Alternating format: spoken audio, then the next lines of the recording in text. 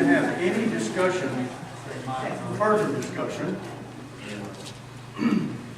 of the, excuse me, 42 months?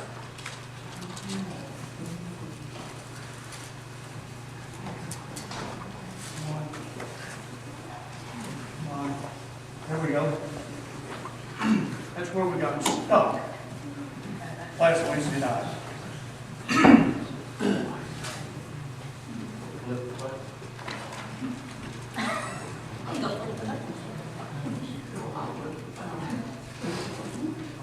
Okay, since we're just beginning in chapter 10, let me give you just a 1 minute. Thank you. A reminder of where we were in chapter 10. We saw the appearance of an angel that was so huge that one foot was on the sea and the other one was on the land. And of course that would go a long way toward assuring God's people that there's no oppressor that's facing them that can overcome that kind of an enemy. And we also learned in chapter 10 that verse 6 that there's not going to be any more delay, that God is going to proceed to dismantle the oppressor of God's people, and that leads us into chapter 11. And it almost answers the question of what's going to be the lot of God's people as they have to go through what they're facing. The great trials, you remember back in chapter 7, we had 144,000 people who were, of course, representative of God's people. And now we're going to see God's people represented under 3 different ideas. First, the temple, verse 1. Second, the holy city, verse 1. And then when we get to verse 3, we'll see God's people represented as the 2 witnesses.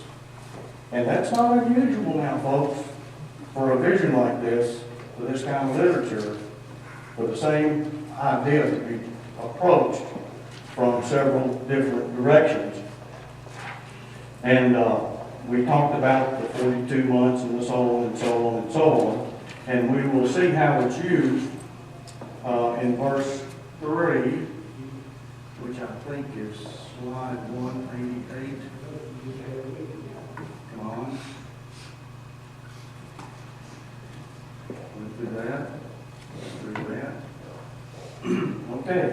He says after the temple is measured, but the part of it is left out to be defiled. That's the part that God in the vision is seeing as being the persecuted. Okay, while the protection is those who are measured. And then we get to verse 3. He says, "And I will grant authority to my 2 witnesses, and they will prophesy for 1,260 days," which is 42 months, 3.5 years, times, and half a time, if you wanted another language. And what does clothed in sackcloth tell you about the situation of these 2 witnesses? Yeah, it's a difficult situation. And why is it difficult? Because they're being persecuted. Yeah. Verse 4, these 2 witnesses are the 2 olive trees and the 2 lampstands that stand before the Lord of the earth. And if anyone wants to harm them, fire flows out of their mouth and devours their enemies. So if anyone wants to harm them, he must be killed in this way. These 2 witnesses have the power to shut up the sky so that rain will not fall during the days of their prophesying, and they have power over the waters to turn them into blood and to strike the earth with every plague as often as they desire. Now, first of all, why do we have the number 2? Well, there's one for Moses and one for Elijah.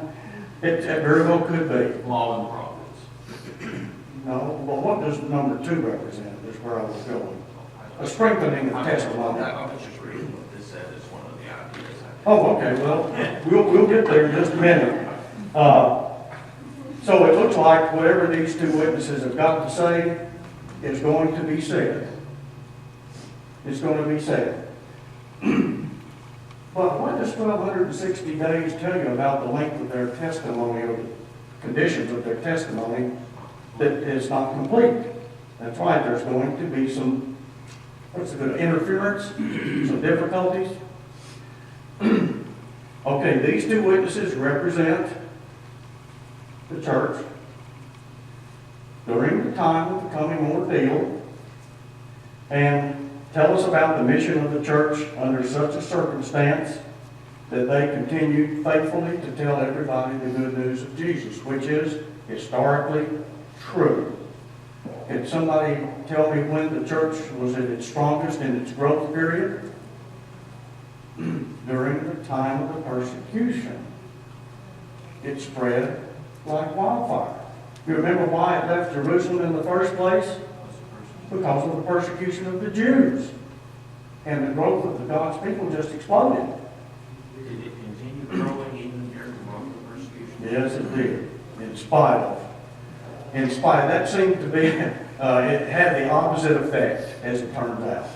You wouldn't think so, but 1,260 days, and of course you'll recall that this is the period of time the holy city in verse 2 is to be trodden underfoot of the nations, and this is the same period of time that is said to be permitted for the beast that the sea beast, the first beast of next chapter, to continue to do his work.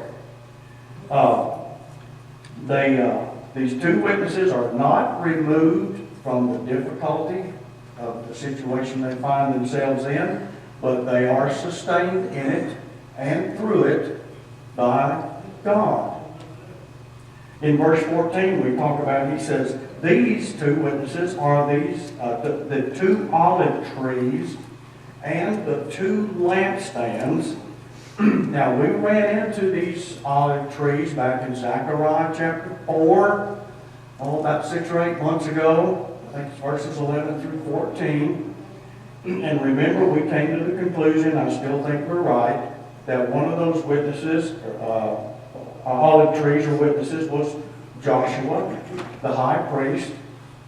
These are the two men that God chose to lead Israel through that time.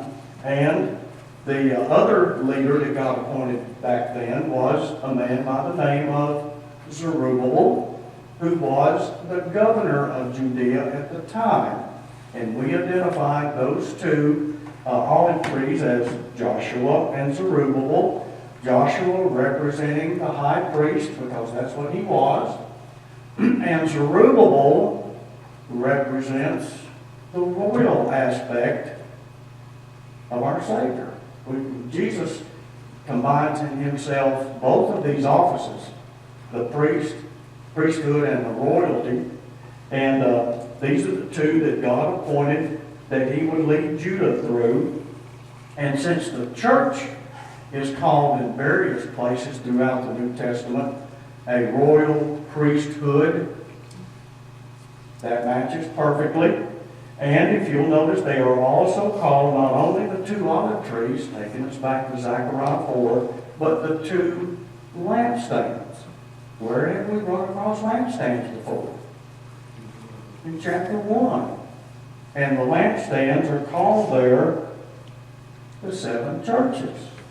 So it's pretty easy to put this together, that these two men represent God's people during a time of persecution, still managing to, in spite of the difficulties, proclaim God's message to everywhere they went. And now, verse 5. If anyone wants to harm them, fire flows out of their mouth and devours their enemies. So if anyone wants to harm them, they must be killed in this way. And that's a terrible way to die. But what Old Testament character comes to mind? Who called down fire out of heaven on some messengers 3 times? Elijah, he was sent some messengers from an evil king, and he didn't like them, and so he called down fire out of heaven and consumed the first group. And the second group was sent, and he called down fire out of heaven and consumed them. And then another group was chosen to come to see Elijah, and fire came out of heaven to consume them also. I thought that third group, the leader said, please Oh, don't. that's right. The third group survived because the leader was, if we continue like this, chances are we're going to end up fried. Thank you for reminding me of that. The third group survived. Yeah. Only because they pled for their lives and the lives of their family. Yes. So I think you can get the idea from verse 5 and verse 6 that it's a visionary way of saying that nothing is going to be allowed to stop these two witnesses. They've got a time period, 1,260 days. Now, we don't know how long that is. These times and half the times and 42 months are indefinite. We don't know what actual time frame that represents. And so, but we know that for that period of time of persecution and protection, nothing will stop these two witnesses from carrying out their job of telling people about Jesus, or prophesying, if you please. So it is impossible to hurt these two witnesses until they are seen in the vision as having completed their work. Okay, now let's yes, John. Was there anything, there hasn't been anything necessarily physical at this time. It's all been vision. It's all been vision. This is a vision. But was there anything, any historical type thing that we look at where the church was strong enough to devour the enemies that came against it during this time? No. Okay. No. Look at verse 6. It says, these two witnesses even have the power to shut up the sky like who? Elijah. We talked about that last week. He shut up the sky for how many years? 3.5. That was the time he was persecuted. When did the persecution stop for Elijah? When he went up on that mount, what was it, Carmel, and says, I see a small cloud the size of a fist coming, and the rain came finally, and the persecution stopped. No? No. Well, he said that was still after him. Jezebel was still after him. Oh, that's right. He had to run back to town. And he ran back and hid in the cave. Yes. And then Jezebel and Ahab were finally taken care of. Yes. Yeah. Okay, so let's see. They were allowed to strike the earth with every plague. Takes us back to the Exodus 15, I think it is, where no, not Exodus 15, where Moses called down the plagues upon Egypt with, of course, God's help. So verses 4 through 6 tell us that the gospel was preached with remarkable success, okay, because in the vision they were not allowed to be touched or affected in any way until the 1,260 days is up. And then we're going to see the flip side of the coin, which in the vision occurs after it. But we know that the proclamation of God's message continued at the same time as the persecution. But when you're in a vision, you can do that sort of thing. Let's read verse 7. When they had finished the testimony, the beast that comes up out of the abyss will make war with them and overcome them, and their dead bodies will lie in the street of the great city, which mystically is called Sodom and Egypt, where also their Lord was crucified. Those from the peoples and tribes and tongues and nations will look at their dead bodies for 3.5 days. What a striking number. and will not permit their dead bodies to be laid in the tomb. And those who dwell on the earth will rejoice over them and celebrate, and they will send gifts to one another, because these two prophets tormented those who dwell in the earth. Now, we are hearing the truth being stressed that the church is to undergo a lot of pressure. We're going to still have the persecution, but the protection, and this agrees well with the other two visions we've had of the temple and the holy city, and with the one that's going to be coming up pretty soon, the woman in the wilderness in the next chapter. The beast that comes out of the abyss, let me just make this simple, and we'll discuss it more later, is Rome. Okay? But we won't get bogged down on that feature until we get a little further in. Now, a great commentary on this section is Daniel 7, verses 23 through 27. It covers the same thing. And let's take a look at it, shall we? Whoops. That's not where I want to go.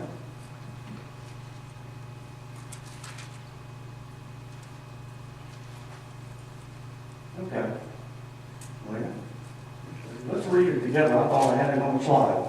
Daniel 7, 23 through 27.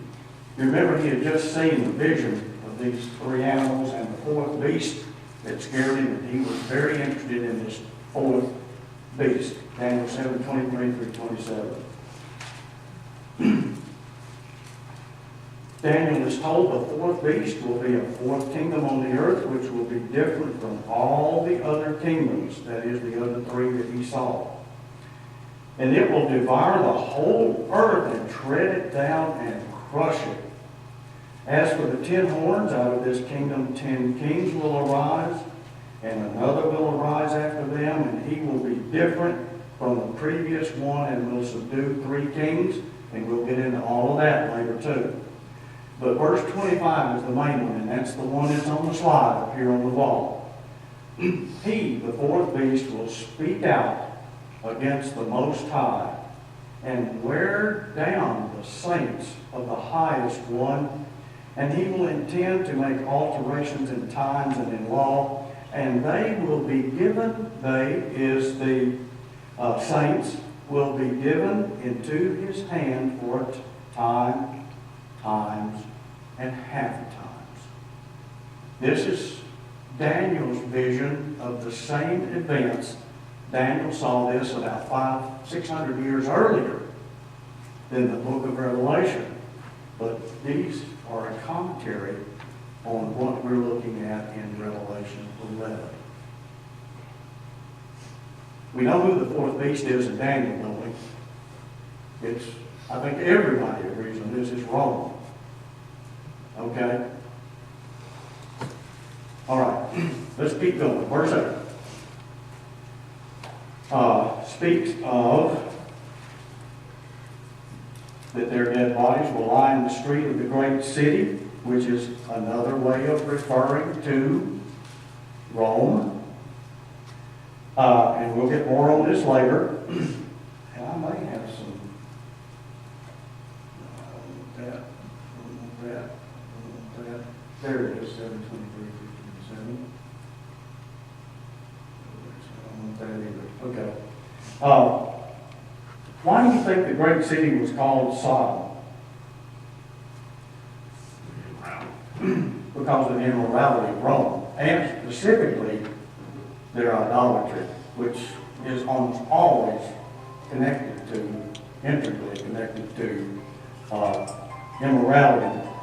And he says it was called Egypt because Rome was seen as the oppressor of God's people, as Egypt was. And also, where also their Lord was crucified, which would refer us to what city? Jerusalem. Why do you think it was called Jerusalem? Because idolatry and every other kind of evil had taken that city. Yes, it had. And especially Judaism had been corrupted so badly that they did what to their Messiah? they killed their own Messiah. So we could call it perverted religion if you want to. Okay, but all three of these names, Sodom, Egypt, and where our Lord was crucified, have an intimate connection with the city of Rome itself and the way they treated God's people. Verse 9.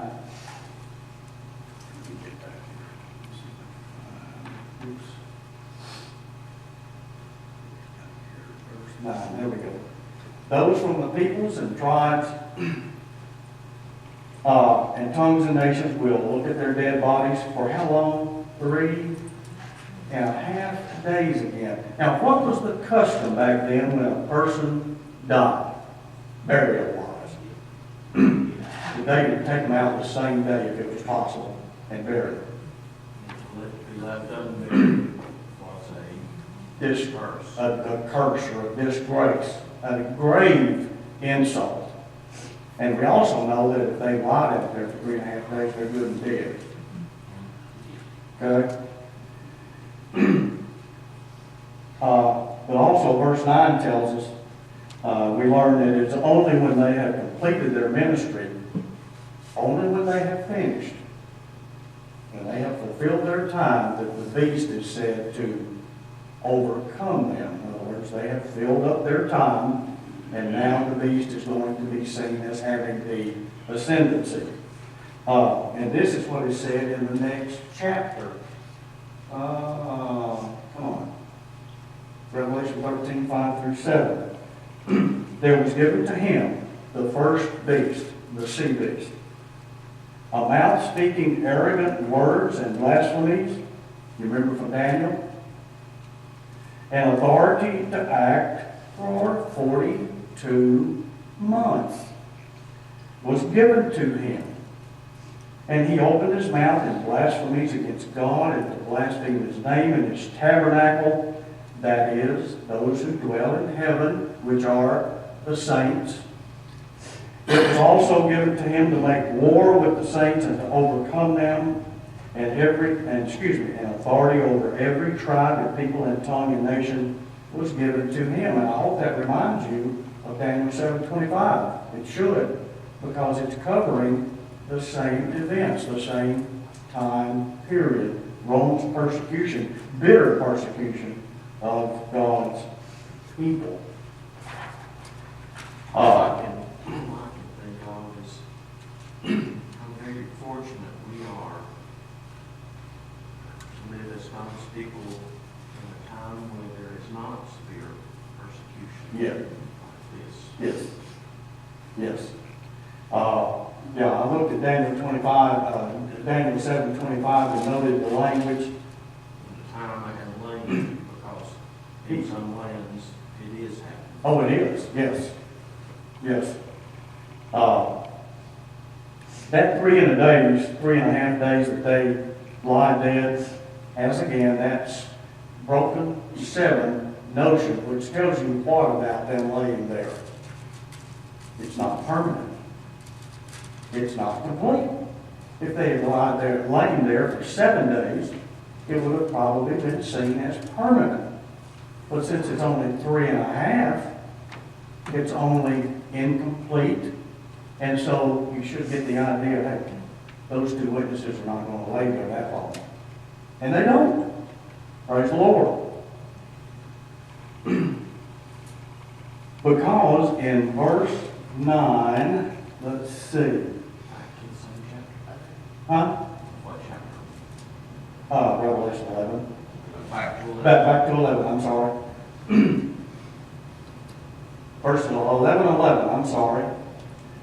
But after 3.5 days, the breath of life came upon them, and they stood on their feet, and great fear fell upon those who were watching them. Now, if you've seen a corpse laying out on the road for 3 days, 3.5 days, and all of a sudden they are alive, then certainly fear is going to be struck into you greatly. They stood on the feet, and what does anybody know what the word resurrection actually means? A standing up. That's the root meaning of the word resurrection, a standing up. Somebody who was dead stands up. And that's what we have here. In the vision, in figure of speech, okay? And we're going to run across this resurrection idea again, so don't forget it. So come what may, the time of the beast here in 42 months, that's all it was going to last. Because the two witnesses, with God on their side, still protecting them, are seen as coming back to life and resuming their ministries of prophesying or preaching the gospel, if you please. Because all the people from the nations that gave gifts to one another. Oh, yeah, skip that. And all that, they were all rejoicing, thinking that it was over, that they had overcome, but they had not. They had not. They had not. That tells you the mean and evil feelings of these people when they finally got rid of those people who were pestering them. Verse 10, oh yes, those who dwell on the earth will rejoice over them, that is, over their death, because the two prophets who tormented them, tormented those who, remember I told you, those who dwell on the earth always refers to who? Unsaved people. And those who are seen in the vision as dwelling in heaven are the saints. So I found about 6 instances of where that always proves true in the book of Revelation anyway. Let me see if I've got those verses. No. No. I thought I did, but I don't. So, in verses 7 through 10, we see this horrible sea beast that we will meet firsthand next chapter, in chapter 13, which symbolizes Rome make war against the witnesses and attempt to stop their remarkable work, but they are seen as stopping them only temporarily. And then God's care is seen again. Questions? Verse 11. But after 3.5 days, I've already discussed that, the breath of life from God came into them, and they stood on their feet, and great fear fell on those who were watching them, and they heard a loud voice, that is, those who are the enemies, the unsaved. They heard a loud voice from heaven saying to them, the two witnesses, heard a loud voice from heaven saying to them, come up here, which reminds you of who in the Old Testament again? Elijah. When he called to heaven while Elisha held his coat. Then they went up into heaven, and of course this is where God's people are pictured as dwelling in the vision, in the cloud, and their enemies watched it happen. And in that hour there was a great earthquake, and 1/10 of the city fell. City of Rome. 7,000 people were killed in the earthquake, and the rest were terrified and gave glory to God. That verse 12, it says their enemies watched them. That's a good definition of or a situation which defines the word vindicated or justified. That God put his stamp of approval upon these two witnesses. And when he did, they came back to life and ascended back into heaven. And then we know that God upholds and defends the cause of his people, even through times of persecution that he has seen fit in his mind to allow. Now you'll have to ask him that question. But he allowed it. And the earthquake in verse 13, again, I think is an omen of things to come, or another manifestation of the judgment of God. And the 10th of the city fell. I think this is a preview, a partial judgment scene payment in this interlude. And this is an interlude because we've gone through the seals, which takes us forward. Then we've gone through the trumpets, which moves us forward. And we're going to be kind of stuck in these interludes until we get to chapter 16. where we start to see the bowls poured out. So when it says the tenth of the city fell, it's not trying to, it's only anticipating what's going to happen come later. And so that ends this part of the interlude, and God's message of judgment is to be proclaimed no matter what Rome does. God's people are known by Him and protected by Him, and there will be a strong proclamation of the gospel during this period of distress. And when it is all over, Christianity will have been vindicated, and Rome, in the person of Domitian, will face defeat. Questions? It's 8 o'clock. So you think that as of this in verse 11, is Domitian will be defeated, or you're saying at the end of No, vision? at the end of the vision, at the end of the 7 bowls. Okay. Yes. This is a prelude. Okay. Okay. All right. Let's stop right there, and we'll start next Wednesday night with a quick summary of where we've come through in chapter 11. I would love to say that it gets easier, but it doesn't. We're not tired of you saying that, so just quit saying it. Oh, okay. Okay. We will. Until you have better messages, you just start saying that. But we can all learn. We can all learn. Any questions? I have a comment. Yes, ma'am. When the 2 prophets were left laying for 3.5 days, and God's breath was given for them to rise back up, could you imagine being with Ezekiel when he told the dry bone the prophecy that God told him? And if he was by himself, alone, to witness that, Yeah. without others, you would have to pinch yourself. Yes. Yes. It was just like, what? Well, this is just a visionary way of showing another angle of persecution and protection. It's just another way of showing it. And I guess God is marvelous at showing it in many different forms, so that we get the idea of what God's people back then were going to face. And when we meet the beast and the dragon, we will probably fear even more for our brothers and sisters back then. Let us pray. Father, we thank you for this night we've had to look into your message. Help us take it into our hearts and our understanding and live it out. And we thank you that Ernest came back to us and seems to be doing well. Bless us all and keep us warm. In Jesus' name, amen. Have a great enough days.